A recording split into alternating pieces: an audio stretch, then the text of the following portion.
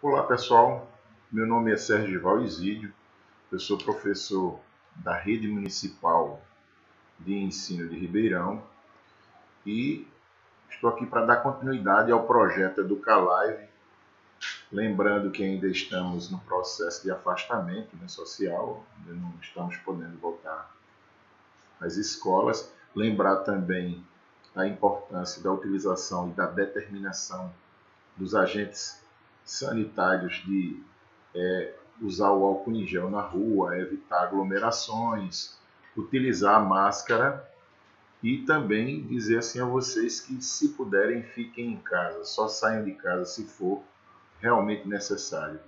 Mandar um abraço aí para todo o pessoal da Secretaria de Educação da cidade de Ribeirão, todos os profissionais, todos os professores que estão se reinventando aí para fazer o trabalho. E hoje a gente vai falar um pouquinho a respeito dessa tecnologia, dessa produção de medicamentos. A gente vai falar um pouquinho para o grupo de ciências aí do sexto ano.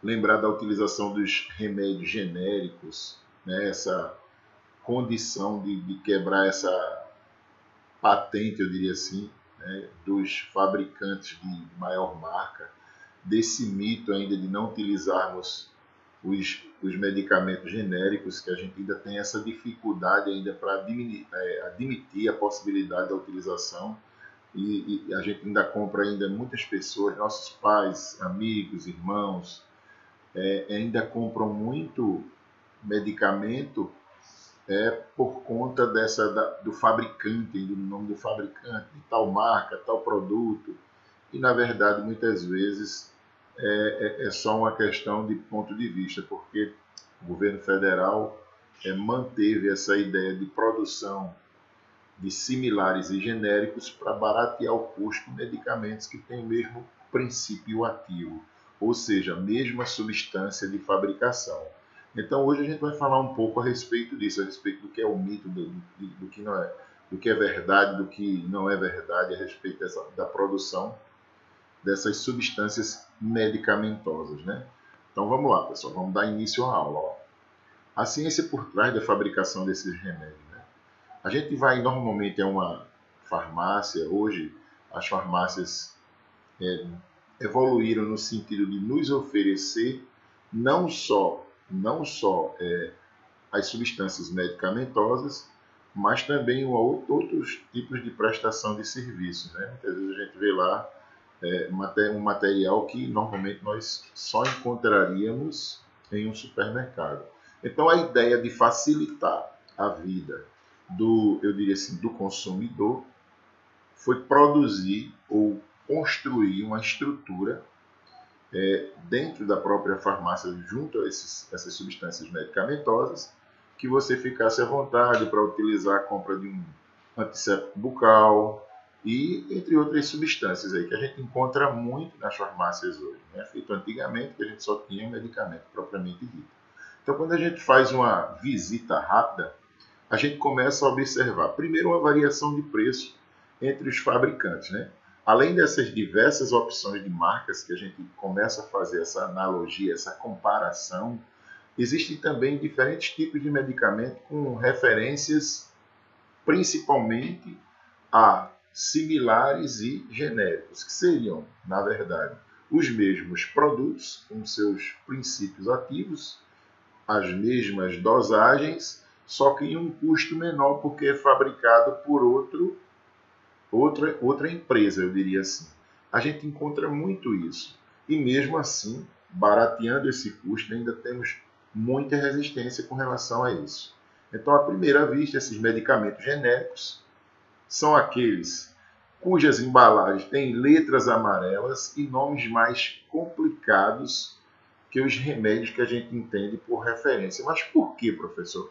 Por que isso acontece? Porque, na verdade, o que você precisa saber é quanto de cada substância foi adicionada ali, foi misturada para produzir aquela medicação.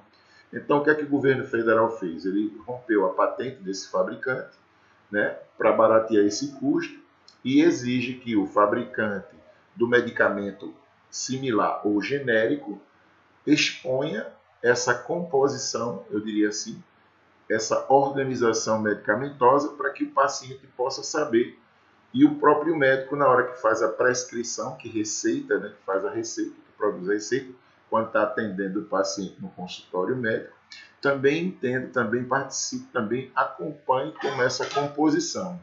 Então, assim, a explicação para o nome estranho está no fato de que, enquanto os originais têm marca, a gente conhece por marca, os genéricos, na verdade, são cópias dos medicamentos cujas patentes já estão expiradas, já são, né, produzidos, já houve uma ruptura ali. Portanto, possuem o mesmo princípio ativo, como eu falei anteriormente, na mesma dose, na mesma forma, mas tem um valor mais acessível que o medicamento de referência, facilitando assim os diversos tipos de tratamento e para todas as classes consideradas em condições de aquisição daquela substância. Então, assim, a intenção, obviamente, foi fazer com que esse medicamento conseguisse chegar a mais pessoas em um custo menor. Então, o que foi que aconteceu? O governo federal disse, não, está muito caro, a gente precisa levar à população essa condição de compra e as pessoas precisam entender que a medicação só mudou de nome, mas o princípio ativo, as composições de cada medicamento ainda é a mesma. Então, o que você comprava por marca antigamente, uma determinada marca X, eu não vou aqui citar marcas, hoje você pode realizar a compra com um valor, muitas vezes, até mesmo por um terço do valor daquela medicação de marca. E ainda existem pessoas que dizem assim, não, mas eu quero daquela marca porque só aquela marca me faz bem. É bem verdade que às vezes uma variação a mais ou a menos, dependendo da qualidade do laboratório, pode até ter interferência em um determinado tratamento, mas se você levar a fundo a composição, se você observar melhor esse princípio ativo e fizer uma comparação, você vai ver, pegando aquela que nós chamamos de bula, né? Na verdade, aquele documentozinho, aquele papelzinho que vem no interior de cada medicamento, da caixinha do medicamento, se você fizer a comparação do princípio ativo, você vai ver que eles são exatamente iguais, só que por ser de um outro fabricante, possui um valor diferenciado. Então é importante lembrar isso e lembrar também que o objetivo maior foi fazer com que as pessoas pudessem ter mais acesso, esses medicamentos pudessem ser mais acessíveis a uma população considerada mais carente. E muitas vezes a gente percebe que esse tipo de medicamento também acontece a compra pelo governo federal, governo municipal que repassa, e as farmácias populares ou as farmácias dos municípios até distribuem essa medicação com o mesmo princípio ativo, com o mesmo efeito no organismo do indivíduo.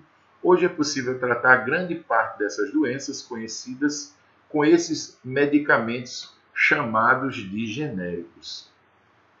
Mas independentemente do efeito pretendido do remédio, seja para uma dor de cabeça que é considerada um pouco mais chata, seja para tratar condições mais sérias, é indispensável que o medicamento genérico, seja equivalente ao de referência, ou seja, que haja uma analogia, uma comparação, para que eles sejam de forma muito parecida, só mudando, eu diria assim, o próprio laboratório. Então, essa seria uma obrigatoriedade e essa equivalência, que ele diz equivalência farmacêutica, teria que ser de verdade obedecida. E caso isso não aconteça, esse laboratório é obrigado a tirar essa medicação de circulação porque ele tem uma alteração no seu resultado final, tá certo? Que seria o tratamento de algumas doenças propriamente ditas. Para garantir que cada cápsula ou comprimido cheguem de maneira perfeita às farmácias, é preciso seguir alguns padrões que nós chamamos de padrões de qualidade, com auxílio, obviamente, da ciência e da tecnologia. Desde a escolha dos fornecedores, dos fornecedores de matéria-prima, inclusive, até mesmo a produção propriamente dita e a embalagem, né, utilizada para a distribuição desse medicamento e os pontos de venda onde eles vão se encontrar à disposição da população. Para entender esse processo, eu vou trazer para vocês aqui algumas colocações de eu diria assim, um laboratório mais conceituado, né, que é a Medley, uma das maiores fabricantes de medicamentos genéricos e similares do próprio país, assim, tem uma condição de produção muito boa. Aí a gente diz assim, a diferença entre genéricos e similares, existe uma diferença sim, eles são considerados até primos, mas é muito pequena, é só, na verdade, na condição de produção. O genérico é intercambiável com o medicamento de referência, ou seja, o genérico ele vai fazer uma comparação direta àquele que já existe no mercado. A substituição do medicamento de referência pelo genérico é assegurada após alguns testes de bioequivalência, né, que são apresentados no órgão federal, que é a Anvisa, que seria esse órgão regulador, esse órgão controlador, para observar se existe uma diferença entre a produção daquele medicamento que é considerado de marca e a produção daquele medicamento que é considerado genérico, né? A troca pode ser realizada pelo farmacêutico responsável, ou seja, na hora que você chega com a prescrição, com a receita na farmácia, o farmacêutico, não aquele atendente, né, porque tem farmacêutico de formação, que normalmente toda farmácia hoje, ela dispõe em seu balcão em determinado horário do dia, porque eles têm um horário a ser cumprido, aquele que tem formação com grau superior para aquilo. Ele pode automaticamente, pegando a prescrição médica, fazer uma substituição e mostrando ao cliente, eu diria assim, ao consumidor diretamente, a opção dele ter o remédio similar ou o remédio genérico para substituir aquele considerado de marca, aquele que é mais conhecido popularmente pela população. Eu diria assim, uma indústria em expansão, é considerada, né, a Medley. Só em agosto de 2017, essa indústria chegou a comercializar cerca de 112 milhões e 700 mil unidades de remédios genéricos. Hoje são mais de 120 fabricantes só no Brasil, né, do genérico. Com tantas opções, pode ser até difícil uma determinada escolha. Se o princípio ativo de todos os genéricos tem que ser o mesmo, a maior diferença fica por conta de verdade na hora de você saber a qualidade quando a empresa está produzindo, ou seja, na hora da produção. Essa mesma empresa, a Medley, né, que se localiza em Campinas, é um modelo de produção desses medicamentos de referência genéricos e similares no Brasil.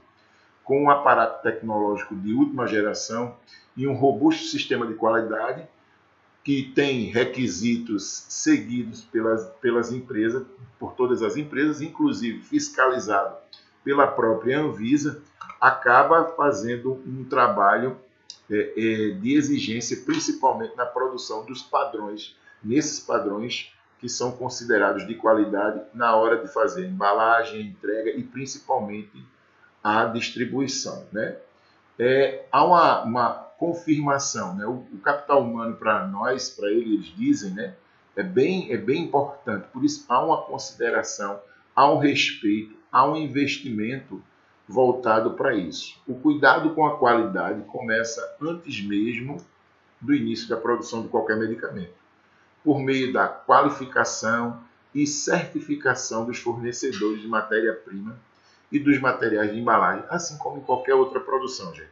Nós aqui precisamos aprender a cobrar melhor os nossos direitos, mas se você não tem um fornecedor em que que prioriza, eu diria assim, a qualidade do produto que ele vai produzir e que vai embalar e que vai distribuir, esse fornecedor tem que ser automaticamente trocado, substituído.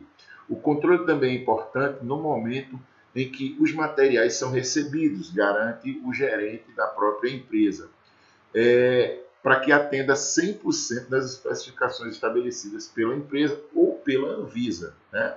Que são bastante rigorosas essas determinações.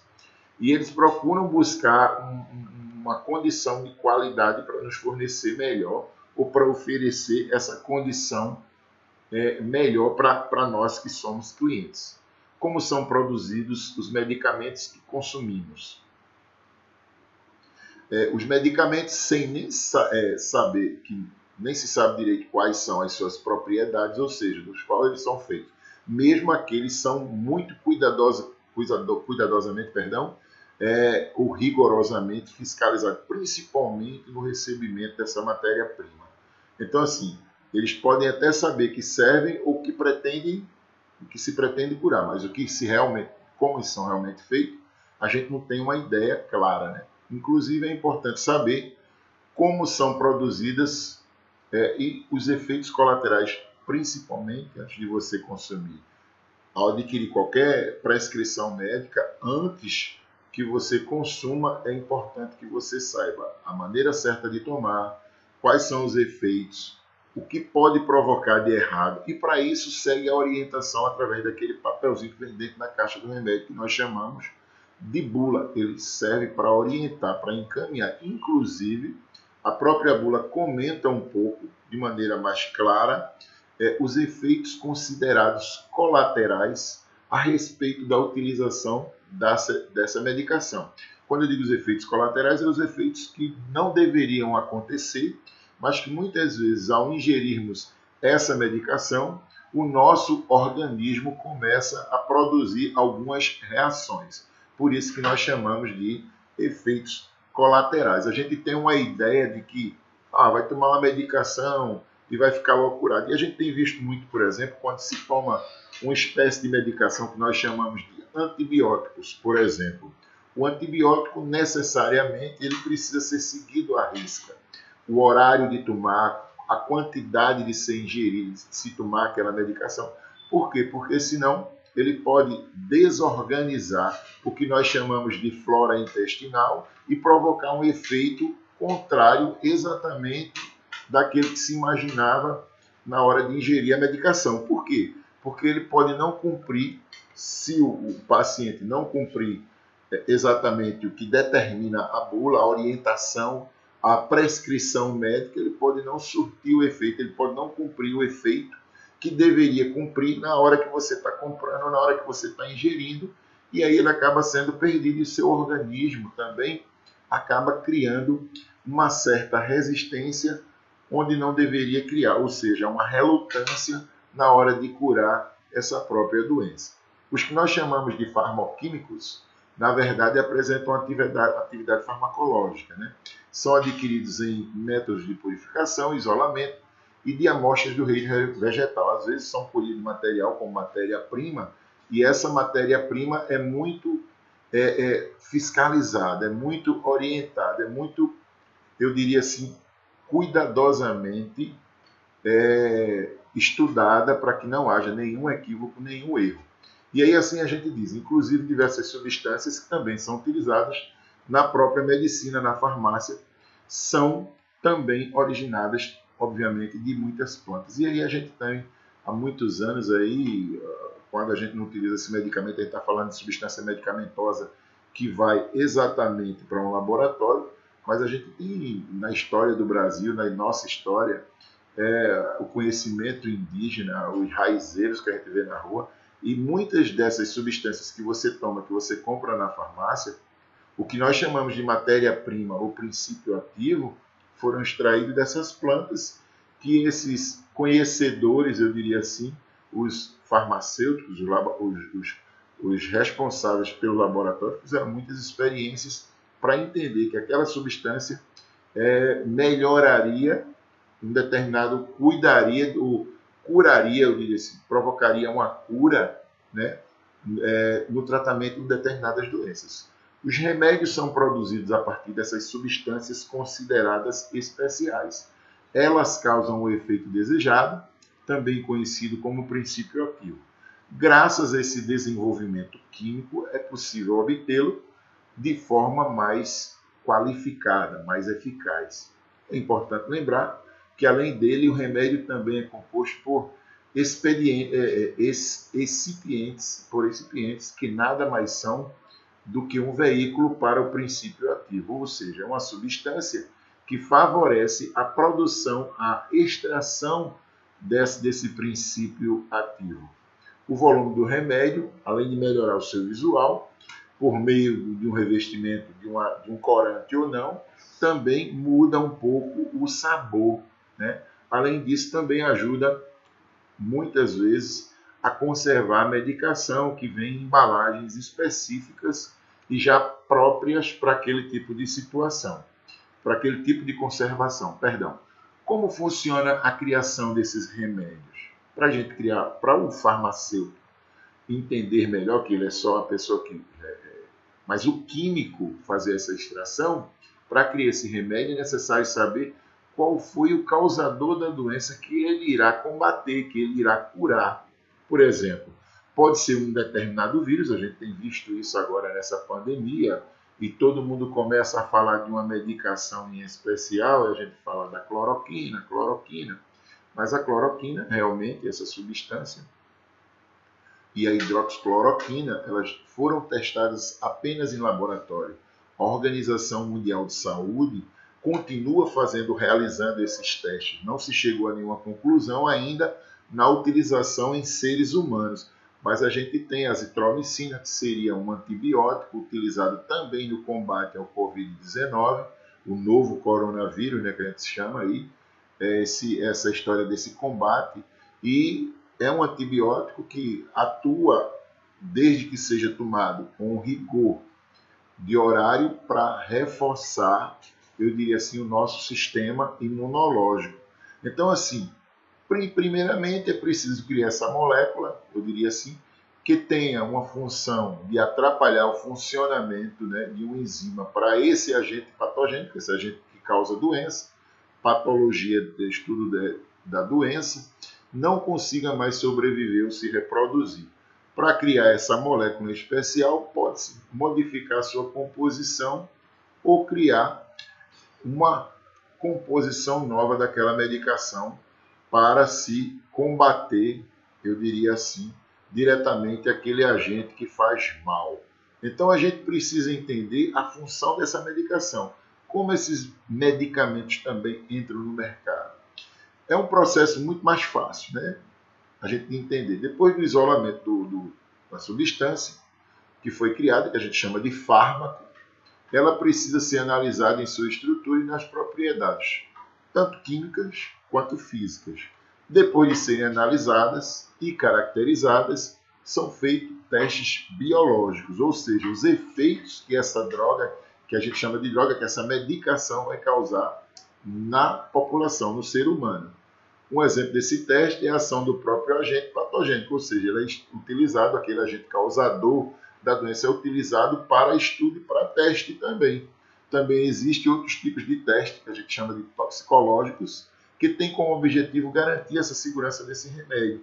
Se vai causar um efeito colateral muito forte, se ao invés de, digamos assim, tratar um determinado vírus, vai provocar um efeito contrário, um efeito colateral, vai alterar a frequência cardíaca, vai melhorar ou vai piorar, eu diria assim, o funcionamento dos órgãos internos dos seres humanos. Então, existe uma fase chamada de pré-clínica, que são feitos em células, órgãos isolados, e modelos computacionais ou até mesmo em pequenos animais, para teste de laboratório. Em seguida, quando entram em dose correta, a partir da fase pré-clínica, são realizados os testes clínicos e aí involuntários, seres humanos, pessoas que acabam se colocando à disposição da própria ciência para melhorar o funcionamento, eu diria assim, desse medicamento.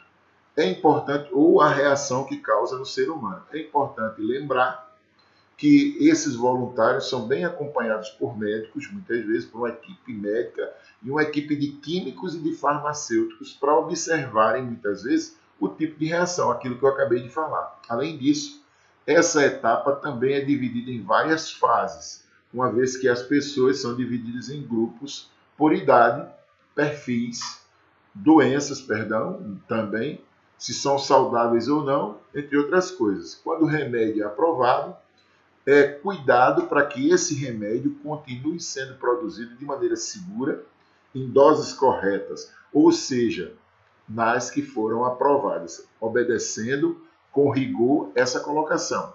Isso é importante também para o controle de qualidade e para o bom resultado no mercado. Resumindo, a sua criação começa com a modelagem molecular, né? E depois passa por testes e, por último, esses testes em seres humanos e depois, posteriormente, a fabricação recebe eu diria assim, esse ok da empresa e a produção começa a ser realizada em grande escala. E depois também essa produção é realizada uma distribuição de maneira organizada, seleta e bem acompanhada. Muitas vezes nos perguntamos por que um medicamento, por que um remédio demora tanto para ser inserido no mercado. Na verdade, isso acontece por conta desse cuidado todo, desse zelo todo. A gente está vendo aí essa vacina para combater esse vírus que é mortal. Ela tem um período de aceitação de produção que dura em torno de 18 meses, ou seja, 1 ano e meio no mínimo, mas podendo ser mais rápida ou podendo até demorar um pouco mais, né? Por conta da ideia da prova e da contraprova, do estudo, da realização dos testes e principalmente o teste considerado final, que é o teste no ser humano, e depois essa distribuição. Então, assim, é preciso que a gente lembre, mesmo enfrentando uma pandemia e havendo a necessidade de produção de uma substância como essa, que é o caso da vacina contra o novo vírus aí que é mortal, o Covid-19, a gente precisa lembrar que é preciso ter muito cuidado, porque se de repente houver um equívoco na hora da produção, não tiver muitos testes e contratestes, eu diria assim, repetidos várias vezes, pode provocar um efeito colateral na população e, ao invés de curar de uma doença, pode levar à morte dessas pessoas. Nós vamos ficando por aqui e na próxima aula nós vamos dar continuidade ao entendimento da distribuição dessa medicação. Um grande abraço do professor Sergival.